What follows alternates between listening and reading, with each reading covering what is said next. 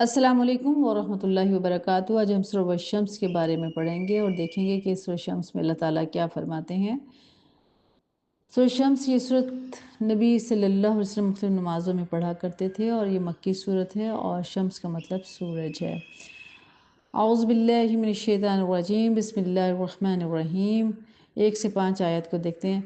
वश्शम्सि वज़्ज़ुहाहा वल्क़मरि इज़ा तलाहा वन्नहारि इज़ा जल्लाहा वल्लैलि इज़ा यग़शाहा वस्समाइ वमा बनाहा।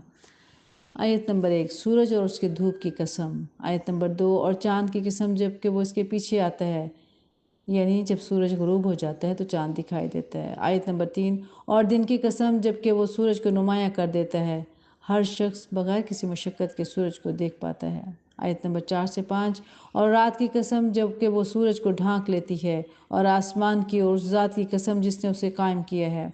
यानी ये सारी निशानियाँ बोल बोल कर ये बता रही हैं कि तुम्हें कि कोई है जो इनको बनाने वाला है और इसने ये सब कुछ बेमकसद नहीं बनाया। आयत नंबर 6 से 7, वल अर्ज़ि वमा तहाहा, और ज़मीन की और ज़ात की कसम जिसने इसे बिछाया है। व नफ्सिम वमा सव्वाहा, और नफ्स इंसानी की और ज़ात की कसम जिसने इसे हमवार किया है। आयत नंबर 8, फिर उसकी बदी और उसकी परहेज़गारी उस पर इल्हाम कर दी। यानी इंसान के अंदर अच्छाई और बुराई का फ़र्क समझना इनबिल्ट है, इसके अंदर ये डाल दी गई है ये बात, यानी यकीनन फलाह पा गया कौन। आयत नंबर 9 में अल्लाह ने बताया, क़द अफ़लह मन ज़क्काहा, यकीनन फलाह पा गया वो शख्स जिसने नफ्स का तज़किया कर लिया। तो अब ज़रा तज़किए को हम देख लेते हैं कि इसका क्या मतलब है। अपने नफ्स को यानी पाक कर लिया, यानी बदगुमानियों से, बुरे ख्यालात से, हसद से, नफ़रतों से, कीने से और इस तरह शिर्क और कुफ्र और नफाक से। आयत नंबर 10, और नामुराद हुआ जिसने उसको दबा दिया, यानी जब ज़मीर की आवाज़ उठी तो इसने, यानी इंसान का एक ज़मीर होता है, जब उसकी आवाज़ आती है तो हम उसको सुला देते हैं कि इग्नोर कर देते हैं अंदर की आवाज़ को, और उसकी सुनी अनसुनी कर देते हैं और जो गलत काम कर रहे होते हैं वो करते चले जाते हैं। तो इसको कहते हैं कि वो, इस आयत में अल्लाह बता रहा है कि और नामुराद हुआ वो जिसने इसको दबा दिया। आयत नंबर 11 में कज़्ज़बत समूद बितग़वाहा, समूद ने अपनी सरकशी की बिना पर झुटलाया। आयत नंबर 13 से 14, जब उस कौम का सबसे ज़्यादा शक्की आदमी बेफर कर उठा तो अल्लाह के रसूल ने उन लोगों से कहा कि ख़बरदार, अल्लाह की ऊँटनी को हाथ न लगाना और उसके पानी पीने में मान्य ना होना। आयत नंबर 14, मगर उन्होंने इसकी बात को झूठा करार दिया और ऊँटनी को मार डाला। हालांकि ये उन्होंने खुद मुतालबा किया था कि उन्हें एक ऊँटनी पत्थर से निकलती हुई दिखाई जाए, और जब वो दिखाई गई तो उसको देखने के बाद भी इनकार कर दिया और इसकी टांगें काट डाली। फदमदमा अलैहिम रब्बुहुम बिज़म्बिहिम फसव्वाहा, आखिरकार उन्होंने उसकी बात को झूठा करार दिया और ऊँटनी को मार डाला। आखिरकार उनके गुनाहों की बर्दाश्त में उनके रब ने उन पर ऐसी आफत तोड़ी कि एक साथ सब पैबंद खाक कर दिया, यानी सबको एकदम से ख़त्म कर दिया अल्लाह ताला ने। आयत नंबर 15, वला युख़ाफ़ु उक़बाहा, और से अपने इस फेल किसी बुलंदी का कोई खौफ नहीं। देखिए, एक इंसान को किसी इंसान को पकड़ना हो और वो आगे आगे दौड़ रहा हो तो क्या होता है, पकड़ सकता है, 10 को पकड़ना पड़े, 20 को पकड़ना पड़े, पूरी कौम को पकड़ना पड़े, है किसी इंसान के बस की पकड़े किस तरह, यानी इतने सारे लोगों को एक इंसान कैसे पकड़ सकता है। अल्लाह सुब्हान तआला ने इनको अकेले ही पकड़ लिया, और ये सिर्फ समझाने की बात है कि इंसान अल्लाह की ताकत को समझे और अपने आप को मादिर पिदर आज़ाद तसव्वुर ना करें कि कोई इसको पूछने वाला नहीं है और कुछ भी।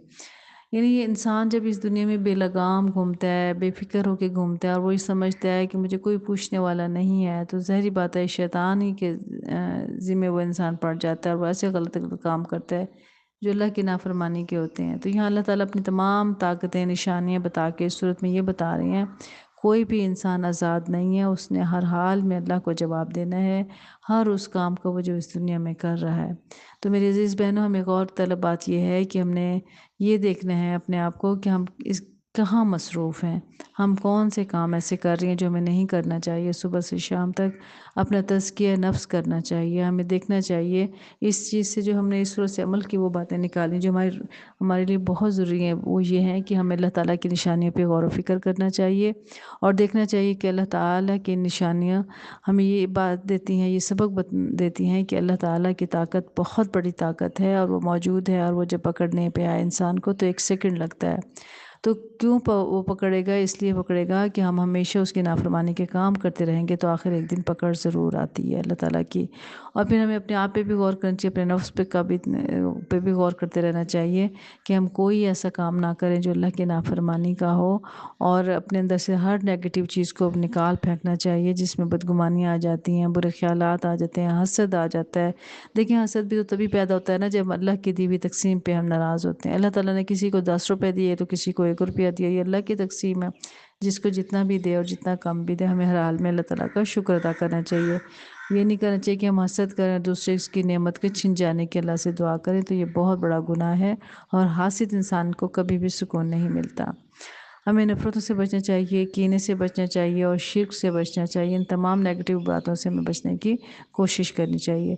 अगर हमसे कोई हसद करता है तो हमें सोचना चाहिए कि वो अल्लाह ताला की पकड़ में खुद ही आ जाएगा, और उसको इग्नोर कर देना तो वो तो एक बेचारा इंसान होता है कि खुद ही एक तकलीफ़ में है मुसलसल। तो हासिद इंसान से तो वैसे भी इंसान को बच के रहना चाहिए और नफ़रतों से भी बचना चाहिए, ठीक है? बुरे ख़्यालात से भी बचना चाहिए। ये तमाम बातें थी जो हमें इस सूरत में समझ आईं। अल्लाह ताला हमें इल्म के साथ अमल करने की तौफ़ीक और सआदत नसीब फरमाए। पढ़ने, पढ़ाने, सीखने, सिखाने में अगर कोई गलती हो गई है तो अल्लाह ताला उससे दरगुज़र फ़रमाए और हमें माफ़ करे। आमीन या रब्बुल आलमीन। अस्सलामु अलैकुम व रहमतुल्लाहि व बरकातुहू।